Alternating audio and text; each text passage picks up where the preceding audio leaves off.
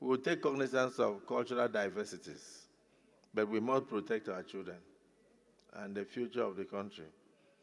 Another thing that I find very compelling is this section 27 of the Act, which vests jurisdiction only in the High Court of the FCT.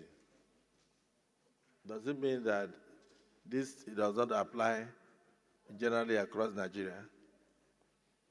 The High Court of FCT, will it mean that if an unwholesome act occurs in Sokoto, the person must bring it to the High Court of FCT?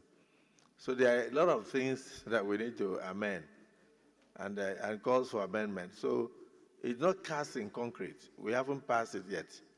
But all we are doing is just to look at the methodology and to be convinced that it should go for second reading.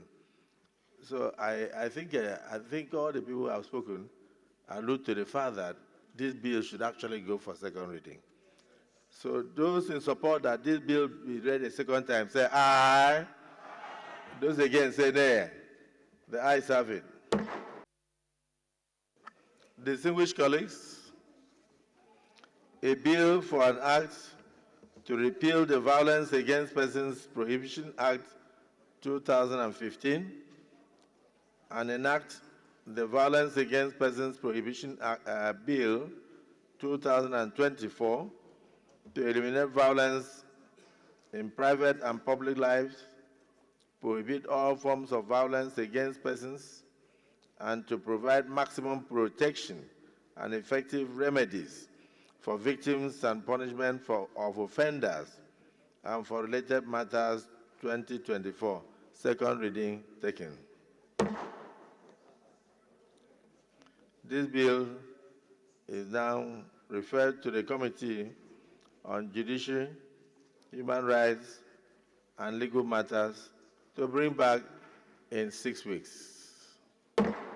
For your esteemed consideration, this bill seeks to establish a regulatory body that will oversee, promote, and enhance the practice of out-of-home media. The bill was read for the first time on Thursday, 16th May, 2024. Mr. President, distinguished colleagues, the out-of-home media industry encompasses, and Mr. President, this is where you need to know exactly what it takes. It encompasses billboards, transit advertising, and digital displays. And as we know, these play a pivotal role in the country's advertising landscape today. It's of significant importance in that it addresses the multifaceted out-of-home media in our environment and the need to professionalize engagement in the sector. The body will, among other things, advance the profession. The body will promote the art and science of out-of-home media practice, ensuring that it evolves with the technological advancements and international best practices. This bill was enacted in 2015 against the backdrop of the rising cases of violence, especially domestic violence against women. The initial bill sought protection for women from male domination violence. In the face of opposition to its obvious gender-biased nature, the promoters renamed it, tinkered with some of its provisions, introduced seemingly gender-neutral language, and successfully obtained its passage.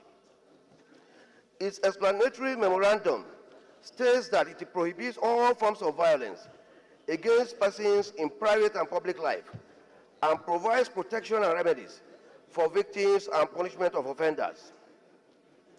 Upon close scrutiny of the Act, it becomes obvious that it contains provisions that are inimical to the realization of its objectives. Mr. President, my very distinguished colleagues, going through the provisions of the Act, it is obvious that it is plagued by substantial and drafted challenges. This underscores the necessity for a holistic reform of the Act to bring the provisions in line with the realities of societal change and drafting standards to effective dispensation of justice.